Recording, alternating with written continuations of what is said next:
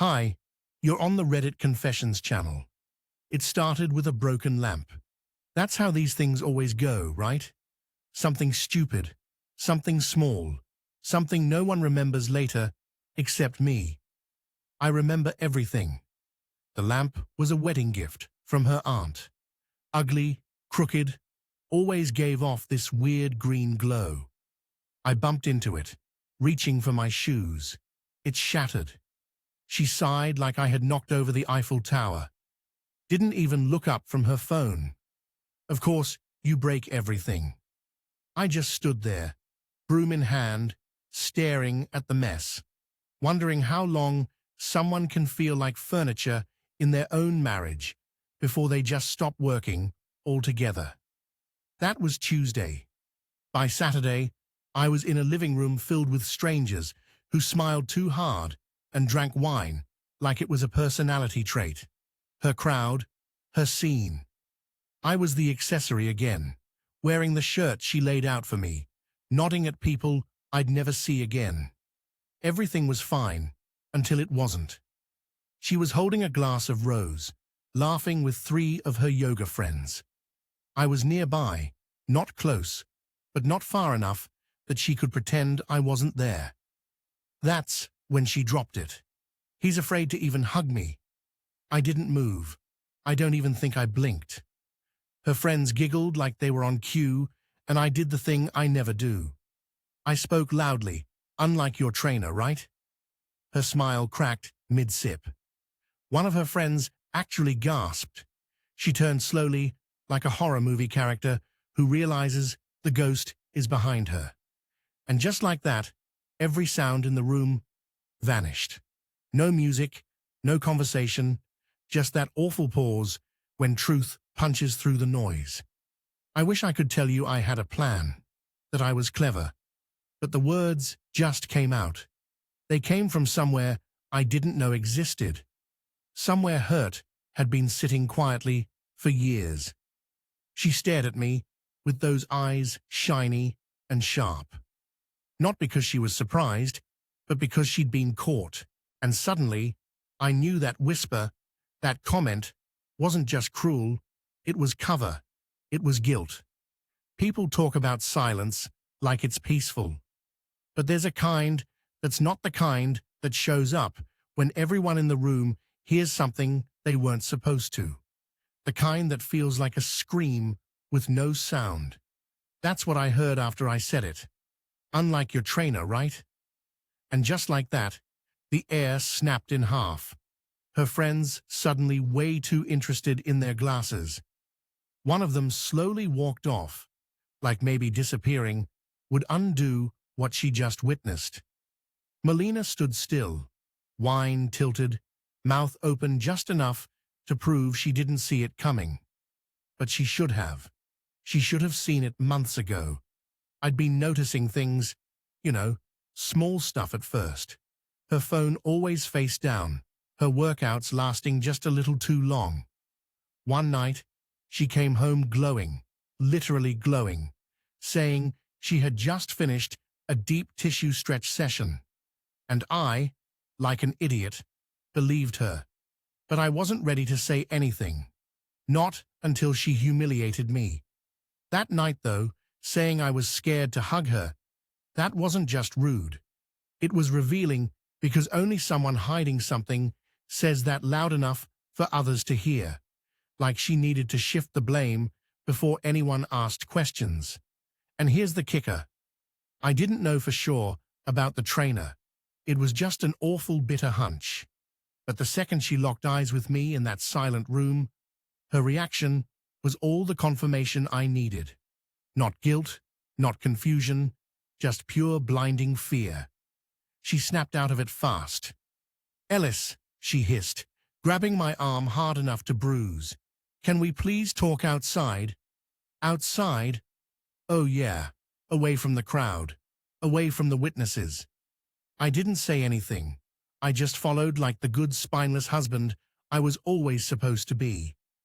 We stepped into the backyard, and before the door even shut, she exploded. "What the hell was that? Are you trying to ruin my career? My reputation?" You don't just say things like that in public. I looked at her for a long moment, and for the first time in years, I saw someone I didn't know. She wasn't embarrassed that I accused her. She was furious that I dared to say it in front of others. You know what? I said quietly. You're not even denying it. Her lips parted. She froze. Then came the deflection. Do you know how insane you sound? I can't believe I brought you here. No, I replied. You brought me here because your usual backup cancelled. You needed a stand-in accessory, and I was available. That's when I saw her flinch. And that's when I knew I'd hit something true. She didn't scream, didn't throw a drink. She just turned around and walked back into the house like I didn't exist. And I stood there alone in a stranger's backyard, wondering how many years I had spent becoming someone invisible. And just like that, the party was over. Not theirs. I didn't leave the party right away. I stood out there like an idiot, staring at the garden lights, trying to pretend I wasn't trembling. It wasn't the cold, it was everything else. 8 years of quiet swallowing, of shrinking myself to fit inside her spotlight.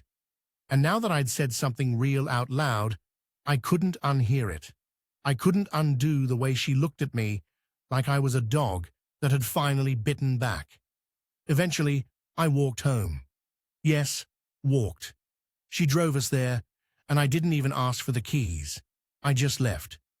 My phone buzzed once while I was 3 blocks away. Just a text from her that said, "You embarrassed me. Stay away tonight." That was it. Not, "Are you okay?" or "Can we talk?" No, just stay away like I was the problem. I ended up crashing at my friend Marshall's place. Well, friend is generous. He's a guy I used to game with before Melina convinced me it was childish. I hadn't spoken to him in nearly a year, but when I showed up at his door, eyes red and jacket soaked from walking through drizzle, he didn't even ask, just nodded and let me in. We sat on his old couch eating stale chips while I tried to pretend I wasn't unraveling in front of someone who had a Spider-Man lamp in his living room. The next day, I went back home to get clothes, and that's when it got real. I tried my key in the door, and it didn't work. First, I thought maybe I was twisting it wrong. Maybe the lock was sticking.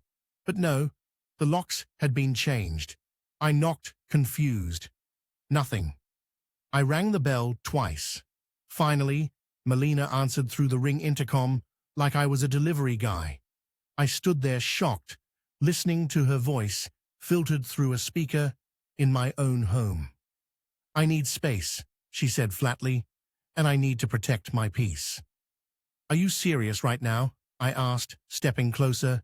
"You're locking me out of my own house because I embarrassed you." She didn't answer that. She just added, "I've already spoken to a lawyer. You'll be getting paperwork soon. I think it's best we take time to reflect." No rage, no tears, just this cold, polished detachment like she was closing a business deal. I couldn't even see her face. I stood there for a while after the intercom cut off, realizing that everything was already in motion. The speed, the precision. She had this lined up. This wasn't spontaneous. She had contingency plans, and I had nothing. I walked away from that door, not knowing where I was headed. But I knew one thing. This wasn't about embarrassment. She wasn't reacting to my outburst. She was eliminating a liability before I could expose something worse. And I had a sick feeling I'd barely scratched the surface. I didn't sleep that night. Not at Marshall's place. Not even after I tried to drink my thoughts into silence with 2 warm beers and half a frozen burrito. My brain wouldn't stop playing everything in loops. The way she laughed at the party, the tone she used on the intercom, the quiet confidence that told me she wasn't just reacting, she was executing. That part scared me the most. She wasn't shocked. She was prepared. By sunrise, I was pacing. I had nothing to do, nowhere to go, and no real proof of what I'd accused her of. Just a gut feeling, and the way her face drained when I said the word trainer. That should have been enough to walk away, right? But it wasn't. It never is when you've spent nearly a decade convincing yourself that love means patience and silence. Around noon, I made the worst and best decision I could have made. I went to her gym not to see her. That would have been too obvious. I waited outside across the street, hidden behind my dusty windshield. I parked like a stalker. And honestly, that's what I felt like. But something in me said, stay. Something in me said I'd find what I wasn't ready for. And I did. At 1:27 p.m., she walked out of the glass doors with him. I knew it was him.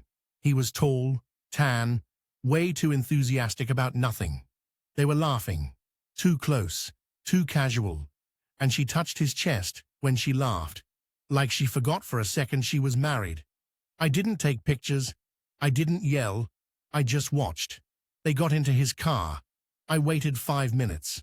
Then I drove around the block, pulled into the lot, and parked next to the dumpster, like I worked there. When she left his car, 30 minutes later alone this time, I stayed still. She didn't see me. She walked right past, adjusting her leggings and retying her hair. Not even a glance back. That's when I walked over to his car. And yes, I know how insane this sounds, but I had to know. The car was unlocked. I opened the passenger side like I had a right to. My heart was slamming in my chest so hard I thought I'd pass out. I didn't rummage. I just looked. And sitting right there in the cup holder, like a trap waiting for me, was a folded receipt. One line item, Hotel Day Pass, 7800 Girozzello room, 2:13, 12 p.m. to 300 p.m. My hands went cold. That was today. That was right now. I backed away from the car like it had caught fire. That's when it hit me. Not just that she was cheating, but how brazen she was about it. The locks weren't changed because she was scared. The party humiliation wasn't an accident. All of it was groundwork plan, a quiet campaign to paint me as unstable, embarrassing, emotional. So when the truth finally came out, no one would believe me. And in that moment, I realized something that hurt more than all the lies combined. This wasn't a betrayal. It was a setup. I told myself I'd throw the receipt away, that I wouldn't do anything stupid with it. But I didn't.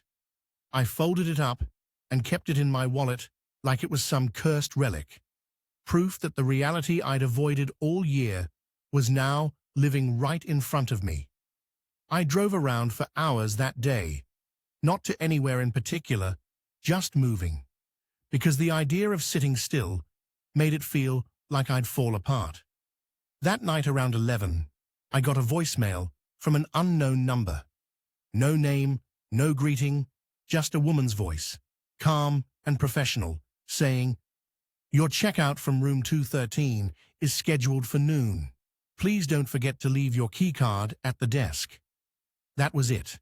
Less than 10 seconds. I played it 5 times before it hit me. She had used my number when checking in. My name. And I don't know what made me do it. Maybe spite, or maybe just pure desperation. But I called the hotel back. I gave them my name and said I'd lost the invoice from my stay earlier that day. The woman on the other end didn't hesitate. "Not a problem, Mr. Graham. Would you like that emailed or printed?" I paused. "Can you read me the charges?" She listed them off like it was routine. Room 213, 3 hours, 2 beverages from the mini fridge, and the name of the second guest on the record, Melina Graham. She hadn't even bothered to use a fake last name. She was so confident I wouldn't find out. She didn't think she had to cover her tracks. My ears were ringing when I hung up. I didn't even realize I was holding my breath until I finally let it out and my whole chest ached. So now I had proof. Real, undeniable proof. Not just a guess, or a look, or a receipt. Her name was in their system. Her voice had called me by mistake. But the part that hurt more than the betrayal itself was that it confirmed what I had feared all along. She had been using my identity to make the affair more convenient. She was dragging my name through her lies. I sat in the car outside Marshall's apartment for a full hour after that. Couldn't go in, couldn't talk, couldn't even cry. The only thing running through my mind was one question. How long has she been using me as her alibi? Because if this happened once, it probably wasn't the first time. And the deeper I thought, the more puzzle pieces began shifting into place. Her weekend retreats, her client trips, her late-night Zoom calls. The trainer wasn't just a fling. He was part of something bigger, something planned, and I had just stepped into the middle of it. 2 days passed after that voicemail, and I didn't reach out to her. Not once.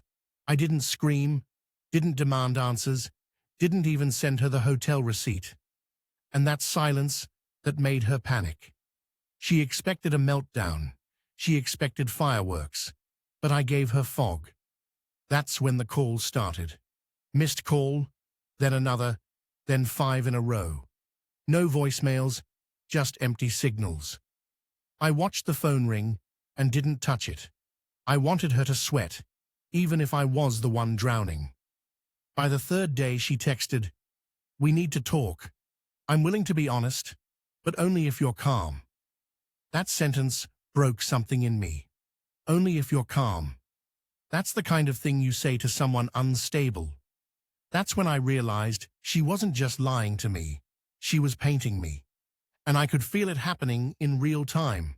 She was building a narrative where I'd lose by default. The angry husband, the insecure man, the reason she strayed. And worst of all, she knew she'd be believed. She always was. But I still needed answers. So I agreed to meet her. Neutral ground, a diner we used to go to before things got cold. I got there early, sat in a corner booth, and tried to remember what it felt like to eat in peace. She arrived 10 minutes late, dressed too nicely for a casual talk. Like even now, she needed to win something. She sat across from me, folded her hands, and said, "I'm not going to lie, but you need to be an adult about this." I didn't speak. I just looked at her and let her fill the silence. She told me the trainer's name was Jesse, that it just happened, that it started last spring after a retreat, that she hadn't planned it, but he made her feel seen. And she dropped the line, "I think every betrayed spouse hears eventually. You stop trying." I was lonely.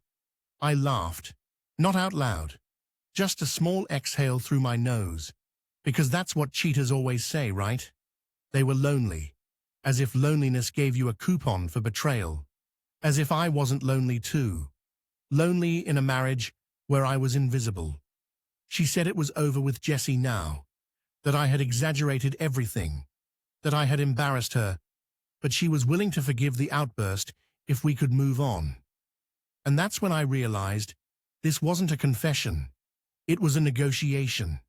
She didn't come to apologize. She came to manage me. I slid the hotel receipt across the table without a word. She looked at it, blinked, smirked. "Wow," she said. "You really are obsessive." And that was it.